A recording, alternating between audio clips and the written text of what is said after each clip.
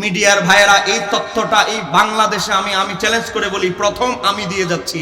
মোহাম্মদ বিন আব্দুল ওয়াহাব নজদি যে ওয়াহাবি মতবাদের প্রতিষ্ঠাতা, সে 9টা বই লিখেছে। এর মধ্যে একটা বইয়ের নাম হচ্ছে ফাদলুল ইসলাম। এই বইটা চটি বই, 213 নম্বর পৃষ্ঠার ভিতরে ওয়াহাবি মতবাদের প্রতিষ্ঠাতা মোহাম্মদ বিন আব্দুল ওয়াহাব নজদি এই সূরা আল ইমরানের 106 নম্বর আয়াতের ব্যাখ্যা করতে গিয়ে ওয়াহাবি মতবাদের প্রতিষ্ঠাতা লিখতেছে, ক্বালা ইবনে আব্বাস রাদিয়াল্লাহু তাআলা আনহু, এই ওয়াহাবি মতবাদের প্রতিষ্ঠাতায় বলে, রাইসুল মুফাসসিরিন আব্দুল্লাহ ইবনে আব্বাস তাফসীর করতেছেন, তাবিয়াদুজুহুন, হাশরের ময়দানে যাদের চেহারা থেকে নূর চমকাবে তোমরা কি জানো? সেই দলের নাম হচ্ছে আহলে সুন্নাত ওয়াল জামাত। একটু জোরে বলা যাবে কি মারহাবা? তাহলে ওয়াহাবি মতবাদের প্রতিষ্ঠাতা মুহাম্মদ বিন আব্দুল ওয়াহাব নজদি সে পর্যন্ত স্বীকৃতি দিচ্ছে হাশরের ময়দানে একটাই দল জান্নাতি হবে, ওয়াহাবি নয়, খারিজি নয়, আহলে হাদিস নয়, অমুক ইসলামী অমুক অমুক অমুক নয়, একটাই দল জান্নাতি হবে। বলেন সেই দলের নাম আহলে সুন্নাত।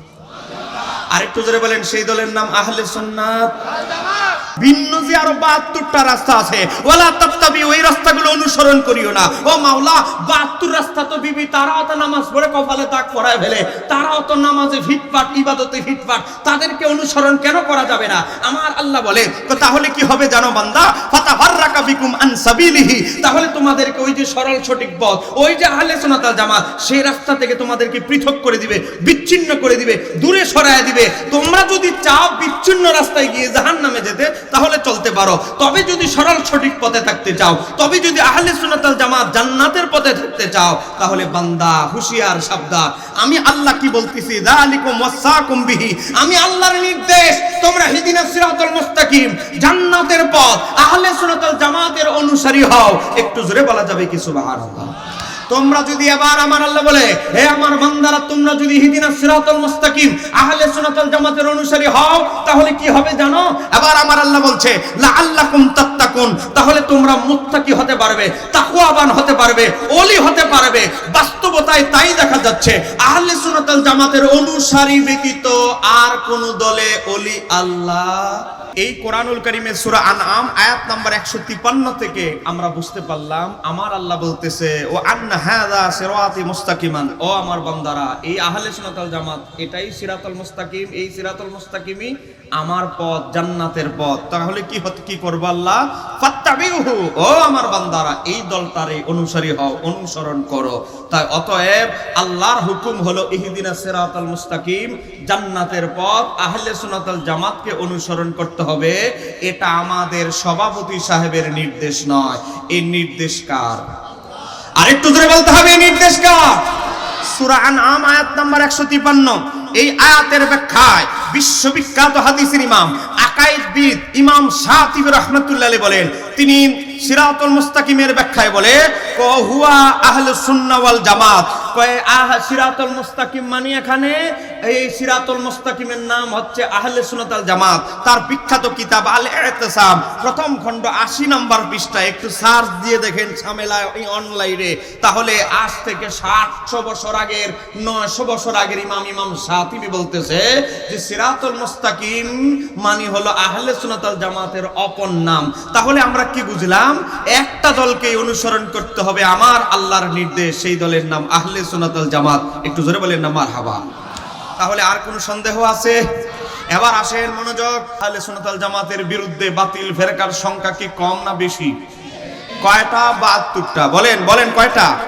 72টা। আমাদের শত্রু কিন্তু চতুর্দিকে 72 ফেরকা, একদিকে শিয়া, একদিকে আহলে হাদিস, একদিকে খারিজি, একদিকে ওয়াহাবি, একদিকে কাদিয়ানি, বিভিন্ন মতবাদ আমাদের বিরুদ্ধে কথা বলে। আমাদের শত্রুর সংখ্যা কিন্তু বেশি। কথা বলেন, কথা বলেন, কথা বলেন, ঠিক কি রে? আমার নবীর হাদিস তিরমিজি শরীফ 2641 নম্বর হাদিস। আপনাদেরকে আমি বিশেষভাবে অনুরোধ করছি, মিডিয়ার সামনে আছে, আমি যতগুলো কথা বলবো প্রত্যেকটার সাথে সাথে এভিডেন্স, রেফারেন্স দিয়ে কথা বলবো। যাওয়ার পরে নয়, রেফারেন্স যা দিব এখানেই, এখান থেকে নগদ দলিল নিয়ে রেকর্ড করে নিয়ে যাবেন। তিরমিজি শরীফ 2641 নম্বর হাদিস, হযরতে আব্দুল্লাহ ইবনে আমর ইবনে আস রাদিয়াল্লাহু তাআলা আনহুমা থেকে বর্ণিত। আমার নবী বলে, বনি ইসরাইল 72 দলে বিভক্ত হয়েছে, আমার উম্মত 73 দলে বিভক্ত করতে হবে, কুল্লুহুম ফিন্নার, সব দলই যাবে জাহান্নামে। তারপরে আমার নবী একটু কথা রাখলেন, তবে ইল্লা মিল্লাতান ওয়াহিদাতান, তবে একটা দল ছাড়া। তাহলে 73 দলের ভিতরে যদি একটা দল বাদ যায় তাহলে বুঝতে পারলাম। বলেন কয় দল জাহান্নামে যাবে? জোরে বলতে হবে, কয় দল? আহলে সুন্নাত ওয়াল জামাতের সৈনিকেরা এখানে ঘুমানোর জন্য, আরাম করার জন্য নয়, এখন থেকে শিক্ষা নিয়ে যেতে হবে। যদি আমার আলোচনা না বুঝেন, দাঁড়া প্রশ্ন করার সুযোগ আছে। ওই বক্তা আপনারা দাওয়াত দেন নাই যে প্রশ্ন করলে ফালায়া চলে যাব, প্রশ্ন থাকলে করবেন। এবার আসেন, তাহলে বোঝা গেল এই হাদিস থেকে তিরমিজির যে 72 দল যাবে দুজকে, 72 দল যাবে জাহান্নামে। 72 দল যে জাহান্নামে যাবে, এটাকে আমি বলছি না আমার নবী বলছি? একটু জোরে বলতে হবে, কে বলেছে? তা আমার নবী যদি বলে 72 দল জাহান্নামে যাবে, জান্নাতে নেওয়ার ক্ষমতা কোন আমিরের আছে? আর একটু জোরে বলেন। নামের আগে যত রুমাল লাগা যত সুন্দর সুন্দর মিষ্টি ভাষায় কথা বলো, নামের আগে ডক্টরের ডিগ্রি লাগাক, আর যত রকমের শায়েক লাগাক আর দাই লাগাক, যদি আকীদাগত 72 দলের সদস্য হয়, জান্নাতে নামার ক্ষমতা কোন শায়েকের আসেনি। আরেকটু জোরে বলেন আছে? এবার আসেন, এই হাদিস থেকে আমরা 3টা জিনিস শিখলাম। এক নাম্বার হলো আহলে সুন্নাত ওয়াল জামাতের সঠিক দলের শত্রু সংখ্যা বেশি। বাবা 72 দল জাহান্নামে যাবে, মনে রাখতে হবে 72টা দলের শিরোনাম নাম আলাদা আলাদা হতে পারে, কাদিয়ানি মতবাদ আলাদা হতে পারে, আহলে হাদিস আলাদা হতে পারে, খারিজি, শিয়া, মুতাজিলা, কদারিয়া, জাবারিয়া আলাদা আলাদা নাম হতে পারে, 72টার নাম আলাদা আলাদা হতে পারে। কিন্তু হাসরের ময়দানে এই 72 দলের পরিচয় শুধু একটা, এদের গন্তব্য একটা, পরিচয় একটা, শুধু সেটার নাম হচ্ছে জাহান্নামী। বলেন 72 ফেরকার বাড়িঘর কোথায়? জোরে বলেন 72 দলের বাড়িঘর কোথায়? ট্রেনের বগি, প্ল্যাটফর্মে যাবেন, ট্রেনের বগি ক, খ, গ আলাদা আলাদা নাম হতে পারে, ট্রেন কিন্তু গন্তব্য একদিকেই যায়। 72 ফেরকার ট্রেনের বগি আলাদা আলাদা নাম হলেও কিন্তু 72 ট্রেনের বগির গন্তব্য, 72 ফেরকার গন্তব্য কিন্তু এক জায়গায়। আহলে সুন্নাত ওয়াল জামাতের অনুসারীদের সংখ্যা যতই বেশি হোক না কেন, তাদের অনুসারীর সংখ্যা যতই বেশি হোক, ট্রেনের যদি বগির সংখ্যা কোটি কোটিও হয়, কিন্তু ট্রেন যাবে এক জায়গায়। কারণ আহলে সুন্নাত ওয়াল জামাতের ট্রেনের বগি গন্তব্য এক জায়গায়, সেটা হলো জান্নাত। জোরে বলেন সেটার নাম কি? আরেকটু জোরে বলেন তার নাম কি? এই হাদিস থেকে আমরা একটা জিনিস শিখলাম, দুনিয়ার মধ্যে উম্মতে মুহাম্মাদি 73 দল হলেও হাসরের ময়দানে আমার আল্লাহ 2 দলে ভাগ করবেন। 72 দলের পরিচয় একটাই হাসরের ময়দানে জাহান্নামী, জান্নাতি দলের পরিচয় একটাই, তারা জান্নাতি। কথা কন। এবার আসেন, এই প্রসঙ্গে আমার আল্লাহ কোরআনুল কারীমে 3টা আয়াত নাজিল করেছে। আমি কোরআন থেকে বলছি, বাপ দাদার বাংলা বই বানানো বই থেকে বলছি না। কোরআনুল কারীমকে যদি প্রশ্ন করা হয়, কোরআন একমাত্র যেই দলটা জান্নাতি হবে, এই দলের অনুসন্ধান করলে তোমার কাছে কি কিছু পাওয়া যাবে? কোরআন একমাত্র যেই দলটা জান্নাতি হবে, ওই দলের খোঁজ খবর কি কোরআন তোমার কাছে আছে? কোরআন বলবে আছে। 3 জায়গায় আমার আল্লাহ বলে দিয়েছে, জোরে বলা যাবে কি সুবহানাল্লাহ? বাবা কোরআন প্রত্যেকের মোবাইলে আছে। এবার আসেন, আপনি কোরআনুল কারীম খুলেন, 3 নম্বর সূরা আলী ইমরান আয়াত নম্বর 106।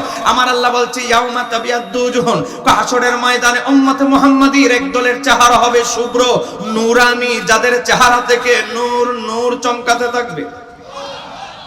বলেন 1 নাম্বার। আমার আল্লাহ বলছে হাসরের ময়দানে উম্মতে মুহাম্মাদির এক শ্রেণীর মানুষের চেহারা থেকে নূর চমকাবেন, চেহারাগুলো শুভ্র হবে, নূরানি হবে। 2 নাম্বার কি? এরপর আমার আল্লাহ বলছে ওয়াতাসওয়াদ্দু উজুহুন, আরেক দলের চেহারা হবে এমন কুৎসিত, আমাবস্যার রাত যেমনি ভাবে অন্ধকারময়, আমাবস্যার রাত যেমন কালো অন্ধকারময়, আমার আল্লাহ হাসরের ময়দানে তাদের চেহারাটা এমন কুৎসিত বানিয়ে দিবে। তাহলে আমরা পাইলাম কয় কোয়ালিটি? কি হলো, আপনারা কি ওয়াজ ভুলে গেছেন নাকি? আপনারা কি কষ্ট পাচ্ছেন নাকি বয়স কম দেখে বক্তার পছন্দ হচ্ছে না? তাহলে বলে দেন, চলে যাব, গাড়ি নিয়ে আসছি। আপনাদের কি কষ্ট হচ্ছে নাকি? আমি যেই আলোচনাগুলো করছি এগুলো কিন্তু কোনো বাংলা ওয়াজের বই থেকে নয়, রিচার্জ করে এগুলো আকীদাগত কথা। এজন্য আপনার একটু মনোযোগটা ডাবল দিতে হবে, অন্যান্য আলোচনার চেয়ে এই আলোচনাটা ডাবল মনোযোগ দিয়ে শুনতে হবে। এই যে আহলে সুন্নাত ওয়াল জামাতের ব্যানারে মাহফিল, আহলে সুন্নাত ওয়াল জামাত কোন দল, এটা আপনি দলের পরিচয় যদি না জানেন, নিজের দলটা কিরকম, কোন দল করছেন এটাই যদি না জানেন, তাহলে তো আপনাকে যে কোনো মুহূর্তে ঈমান হরণ করে বাতিল নিয়ে যেতে পারে। কথা বলেন না কেন? এবার আসেন, তাহলে বুঝতে পারলাম এই আয়াত থেকে, সূরা আলে ইমরানের 106 নম্বর আয়াত থেকে বুঝতে পারলাম হাসরের ময়দানে উম্মতে মুহাম্মাদি দুই কোয়ালিটির হবে। এক নাম্বার হলো যাদের চেহারা থেকে নূর চমকাবে, আরেক নাম্বার হলো যাদের চেহারাটা কুৎসিত হবে। এবার আসেন কাদের চেহারা থেকে নূর চমকাবে জানার দরকার আছে না? কাদের চেহারাটা কুৎসিত হবে তাদের চেহারা সম্পর্কে জানার দরকার আছে। এবার আসেন আমি আপনাদেরকে দেখাচ্ছি আমার হাতে একটা কিতাব। এই কিতাবের নাম হচ্ছে তাফসিরে আদ-দুররুল মানসুর। লিখেছেন নবম শতাব্দীর মুজাদ্দিদ ইমাম জালালউদ্দিন সুয়ুতী। কই কোন জালালউদ্দিন সুয়ুতী? কই যিনি জাগ্রত অবস্থায় আমার নবী রাহমাতাল লিল আলামিনকে ৭৫ বার দেখেছে। কিতাবের ভিতরে এসেছে, আল্লামা শাইখ ইউসুফ নাবাহানী জামিউল কারামাতে আউলিয়া কিতাবের ভিতরে লিখেছেন, ইমাম সুয়ুতীর বাড়ি ছিল মিশরে। তিনি প্রতিদিন আসরের নামাজ পড়তেন। কোন দিন আজকে যদি পড়ে মক্কায়, এর পরের দিন পড়তেন মদিনায়। প্রতিদিন তিনি মিশর থেকে 1000 কিলোমিটার দূরে মক্কা মদিনায় গিয়ে আসরের নামাজ আদায় করতেন। চোখটা বন্ধ করে 12 থেকে 13 কদম হাঁটতেন। 12 থেকে 13 কদম হাঁটতে দেরি তিনি চোখ খুলে দেখে মদিনাতুল মুনাওয়ারায় পৌঁছে গিয়েছে।